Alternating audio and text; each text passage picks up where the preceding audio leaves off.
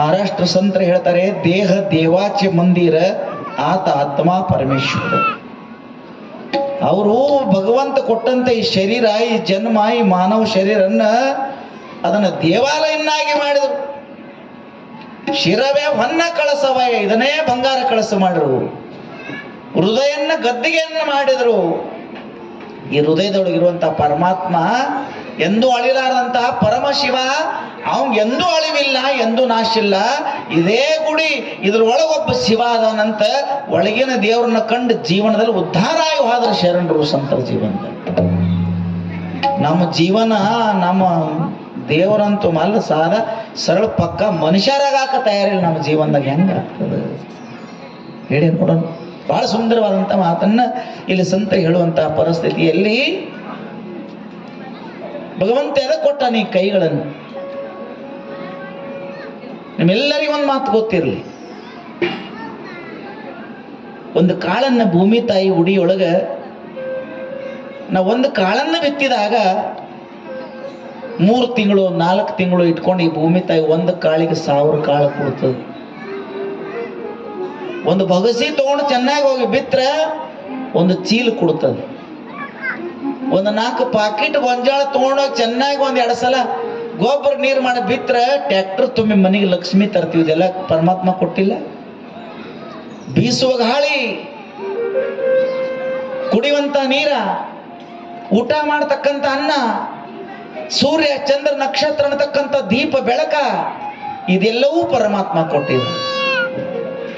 ಇಂಥ ಪರಮಾತ್ಮನ ಜಗತ್ತಿನೊಳಗಿದ್ದ ಬಳಿಕ ನಮ್ಮ ಮಾತು ಕೆಡಬಾರದು, ನಮ್ಮ ಮನಸ್ಸು ಕೆಡಬಾರದು, ನಮ್ಮ ಶರೀರ ಕೆಡಬಾರದು. ಸತ್ಕರ್ಮದಲ್ಲಿ ಶರೀರನ ಉಪಯೋಗ ಮಾಡಬೇಕು. ಮಾತಿನಲ್ಲಿ ನಾಮಸ್ಮರಣೆ ಸತ್ಯವನ್ನು ನುಡಿಬೇಕು. ಮನಸ್ಸು ಯಾವಾಗೂ ಸ್ವಚ್ಛಿದ್ದ ಮನಸ್ಸು ಭಗವಂತನನ್ನು ನೆನೆಸಬೇಕಲ್ಲ. ಅದಕ್ಕಾಗಿ ಮನುಷ್ಯನೇ ಎಲ್ಲ ಮತ್ತೆ ತಿರುಗಿ ಸಿಗತಾವ. ಈ ಮನುಷ್ಯ ಜನ್ಮ ಮತ್ತೊಮ್ಮೆ ಸಿಗೋದಿಲ್ಲ. ದಾನ ಧರ್ಮಾದಿಗಳನ್ನು ಪರೋಪಕಾರಗಳನ್ನು ಮಾಡತ್ ಹೇಳ್ತಾರೆ ಸಂತರು. ಇಟ್ಟೆಲ್ಲ ಕಂಬಿದ ಇದು ನಡೆದತ್ತಿಲ್ಲ 5 ದಿನ ಎಷ್ಟು ಚಲೋ ನಡೆದ. ದಿನ ಪ್ರಸಾದ ಇಲ್ರಿ, ದಿನ ಪ್ರಸಾದ. ನೀವು ಎಟ್ಟು ನಮ್ಮ ಕಮಿಟಿ ಎಟ್ಟು ಭಕ್ತರು ನೋಡ್ರಿ, ನೀವು ಮನೆಗೆ ಅಡಿಗೆ ಮಾಡ್ಕೋತ ಕುಂತ್ರೆ 8 ಆಗ್ತೈತಿ, ಲೇಟ್ ಆಗೋದು ಬೇಡ ಅಂತ ಒಟ್ಟ ನೀವು ಇವತ್ತಿ ಹಚ್ಕೊಂಡು ಬಂದ ಬಿಡೋದು. ಪಾಪ ಊಟ ದೇವಸ್ಥಾನ ಮಾಡಿ ಒಂದೊಂದು ದಿನ ಒಬ್ಬೊಬ್ಬರ ದಾಸೋಹ. ಎಲ್ಲ ಕಾರ್ಯಕ್ರಮಕ್ಕೆಲ್ಲ ಭಕ್ತಿಯಿಂದ ಎಷ್ಟು ಜನ ಕೊಡ್ತಾ ಇದ್ದಾರೆ.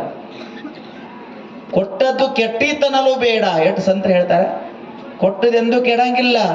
ಪುಣ್ಯ ಬುದ್ಧಿ ಕಟ್ಟಿಯುವುದು ಸರ್ವಜ್ಞ. ನಾವು ಚಲೋದಕ್ಕಾಗಿ ಮಾಡಬೇಕು.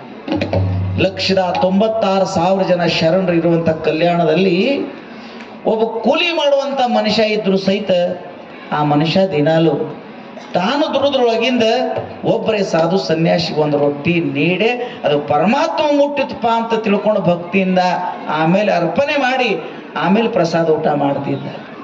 ನಾವು ಯಾವಾಗರೇ ವರ್ಷನಾಗ ಒಂದಿನ ಶ್ರಾವಣಕ್ಕೆ ಮನಿ ಸ್ವಾಮಿಗಳು ಕರಿಬೇಕಾದ್ರೆ ವಿಚಾರ ಮಾಡ್ತಿದ್ವಿ, ಯಾರನ್ನ ಕರಿಬೇಕಂತೇಳಿ. ವರ್ಷದಾಗ ಒಂದಿನ ಕರೆಯಕ್ಕಾಗಂಗಿಲ್ಲ. ಕಲ್ಯಾಣದಲ್ಲಿ 12 ತಿಂಗಳು ಪ್ರತಿಯೊಂದು ಮನೆಯೊಳಗೆ ಅನ್ನದಾಸೋಹ ನಡೆದದ, ನಿತ್ಯ ಶಿವಯೋಗ ನಡೆದದ. ನಾವು ವರ್ಷನಾಗ 5 ದಿನ ಕುಂಡಕ್ಕೆ ಇಲ್ಲಿ ತಯಾರಿಲ್ಲ. 12-20 ವರ್ಷಗಟ್ಟಲೆ ನಿರಂತರವಾಗಿ ದಿನಾಲು ಲಕ್ಷಗಟ್ಟಲೆ ಜನ ಒಂದ್ ಕಡೆ ಕೂತು ಪ್ರವಚನ ಕೇಳ್ತಿದ್ರಂದ್ರೆ ಬಸವನ್ನ ಕಟ್ಟಿದಂಥ ಶಿವಾನುಭವ, ಬಸವನ್ನ ಕಟ್ಟಿರ್ತಕ್ಕಂಥ ಕಲ್ಯಾಣ ಹೆಂಗ ಕೈಲಾಸ ಆಗಿರ್ಬೇಕು ನೋಡ್ರಿ. ಯಾಕ ನೀವು ಮನೆ ದಿನ ಕಸ ಹೊಡಿತೀರಿ, ವರ್ಷಕ್ಕೊಮ್ಮೆ ಹೊಡಿತೀರೋ?